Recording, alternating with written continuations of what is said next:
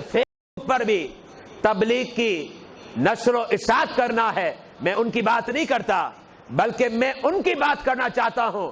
जब हम उनसे पूछते हैं आप फेसबुक पर क्यों बैठे हो, कहते हैं टाइम पास करने के लिए, टाइम पास करने के लिए बैठे हैं।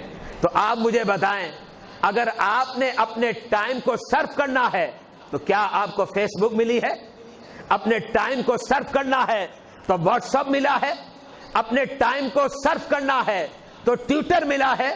अपने टाइम को सर्व करना है तो टीवी चैनल पर न्यूज खबरें सुनना है? अपने टाइम को सर्व करने के लिए आप इन चीजों में लग रहे हैं। जरा मुझे ये तो बताएं, आप अपने वक्त को सर्व करने के लिए कुरान की तिलावत करते हैं? अपने वक्त को गुजारने के लिए अहदीस का मुताला करते हैं?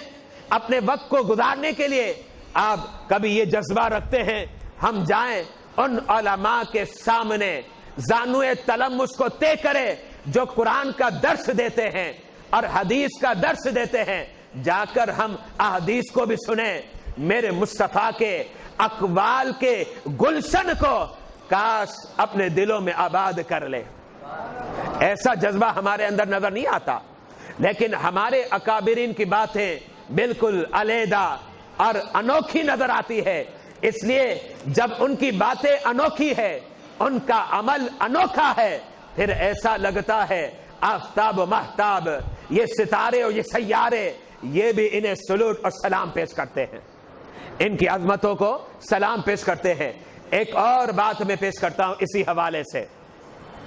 बड़े अजीम मुहक्किक अहले इल्म उनके नाम से आगाह हैं। आप में से बाद अफराद के लिए हो सकता है नाम नायाब हो और नादिर हो, लेकिन दिरायत के बादशाह हैं, दिरायत के बादशाह हैं। इल्म माकूल के इतने अजीम मुहक्किक है कि जब अकली दलाइल देने पर आ जाते हैं, लोगों की अकलें दंग रह जाती हैं। इनके दलाइल खत्म नहीं होते, इनके दलाइल खत्म नहीं होते। और बड़े मशहूर है, इनकी एक तफसीर है जिसका नाम तफसीर कबीर है, बड़ी तवील तफसीर है। और उस तफसीर के बारे में उलमा कहते हैं, उलमा क्या फरमाते हैं?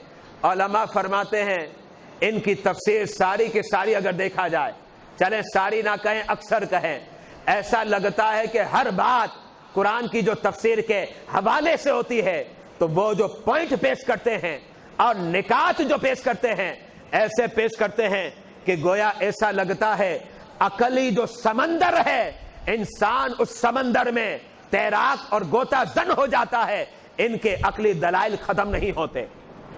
इतनी अजीम तफसीर है तफसीर कबीर। नाम क्या है? नाम है इमामुल मुतकल्लिमीन, इनका लक़ब है इमामुल मुतकल्लिमीन। और इमामुल कलाम हज़रत सैयदना इमाम फखरुद्दीन राज़ी अलैहि रहमा बड़े अजीम मुहक्किक है। यहां मुझे एक और बात याद आई, यह भी आपके सामने पेश करता हूं। आपकी नज़ा का वक्त करीब आने लगा, बिस्तरे मर्ग पर आप जलवागर हैं, आपके विसाल का वक्त करीब था। शैतान आपको पता है मौके की ताक में होता है और चाहता है किसी तरीके से गुमराह कर दिया जाए। अब इतना बड़ा मुहक्किक, इतना बड़ा मुहक्किक और इतना अजीम मुहक्किक कि आज भी दर्स निज़ामी के अंदर मुतअद्दिद उलूम और फनून की किताबें अगर आप उठाएं तो इमाम फखरुद्दीन राज़ी की नजर आती है। इतना बड़ा मुहक्किक है। और जब तफसीर के मैदान में देखा जाए लाजवाब नजर आते हैं, हदीस के मैदान में देखा जाए तो बेमिसाल नजर आते हैं, और फिर दिरायत और माकुलात में देखा जाए तो सानी नजर ही नहीं आता, सानी नजर ही नहीं आता। कहां थे? बिस्तर मर्ग पर थे, शैतान आ गया वरगलाने के लिए। क्या कहता है शैतान? शैतान कहता है ए राज़ी, दुनिया को तो बड़ी तू अकली दलीलें पेश करता था, आज मैं तुझसे मुनाजरा करना चाहता हूं। और किस वक्त आया? जब मौत का फरिश्ता बस अब रूह कब्ज करने वाला है, करीब है, उस वक्त शैतान जो है वरगलाने اور بہکانے کے لیے آتا ہے، کہتا ہے میں تجھ سے مناظرہ کرنا چاہتا ہوں۔ امام فخر الدین رازی کیا فرماتے ساری زندگی مناظرہ کرتے کرتے گزر گئی، کوئی سامنے ٹک نہیں سکتا، کھڑا نہیں ہو سکتا، معقولات کا اتنا ایکسپرٹ حاذق اور ماہر ہوں میں، تو مجھ سے مناظرہ کرے گا؟ چل آ جا، اس وقت بھی میں تجھ سے مناظرہ کروں گا۔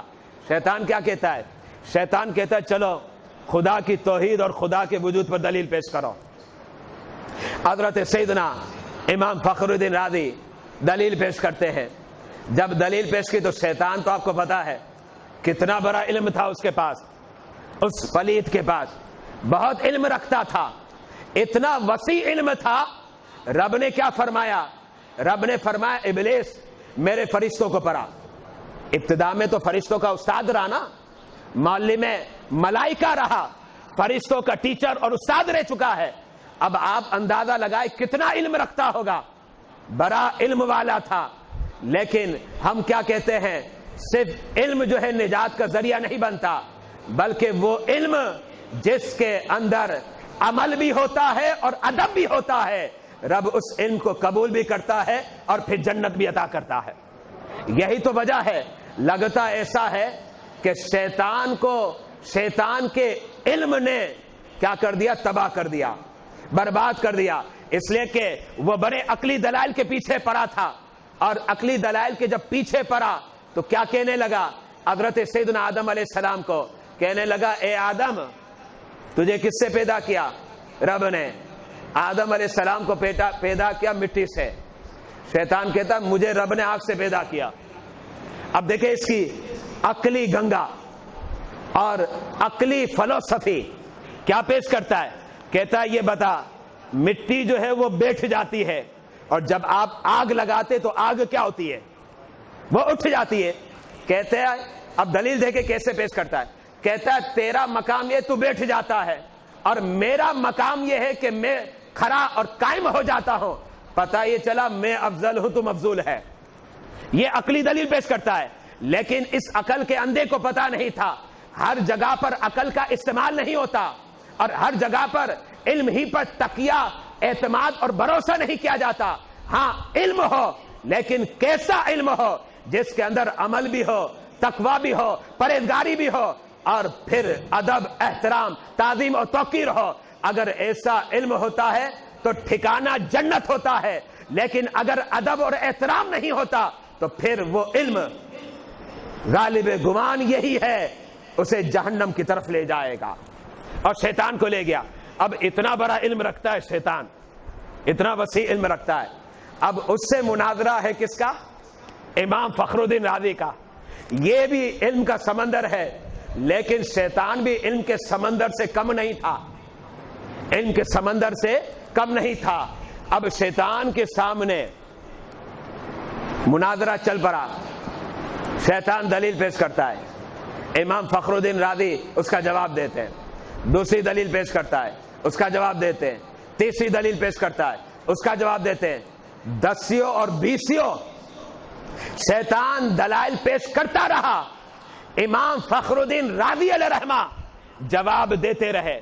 اور ایک بات ذہن میں رکھیے گا، اگر آپ کے سامنے کوئی آ جائے دہریہ اور آ کر کہتا ہے خدا کے وجود پر دلیل دو، خدا کی وحدانیت پر دلیل دو، تو ہر ایک کا بس نہیں کہ دلائل پیش کر سکے، اور اگر کوئی پیش بھی کر دے نا تو کتنے دلیلیں پیش کر دے گا؟ 5-10 پیش کر دے گا۔ لیکن امام فخر الدین رازی علیہ رحمہ تقریباً 100 کے قریب جو ہے دلائل پیش کرتے ہیں، لیکن وہ بھی تو علم والا تھا، وہ ہر دلیل کا جواب دیتا اور توڑ پیش کرتا۔ لیکن اب اس کے بعد کیا ہوا سنیے، پیر آ گیا۔ کون آ گیا؟ پیر آ گیا۔ پیر پھر ایسے مواقع پر کام آتا ہے۔ لوگ کہتے ہیں نا پیروں کی ضرورت نہیں، ہم تو کہتے ہیں ہمیں ضرورت ہے، تمہیں بھلے نہیں جی، تم بے پیر ہو، ہم پیر والے ہیں، ہم پیر والے ہیں۔ تو اب ہمیں تو پیر کی ضرورت ہے۔ آپ کے مرشد گرامی آ گئے۔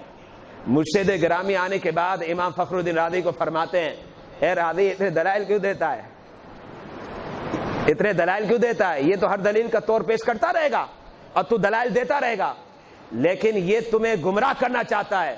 راضی سب سے بہتر جواب یہ ہے، سب سے بہتر جواب یہ ہے، شیطان کو کہہ دے میں بغیر دلیل کے خدا کو مانتا ہوں، بغیر دلیل کے خدا کو مانتا ہوں۔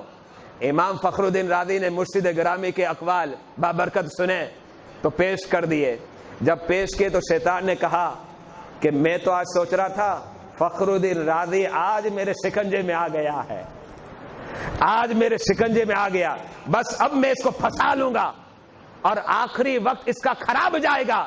لیکن سن رازی، تجھے تیرے پیر نے اور تیرے رب کے فضل نے بچا لیا، تیرے رب کے فضل نے بچا لیا۔ اب امام فخر الدین رازی کیا فرماتے سنیے۔ حضرت سیدنا امام فخر الدین رازی فرماتے ہیں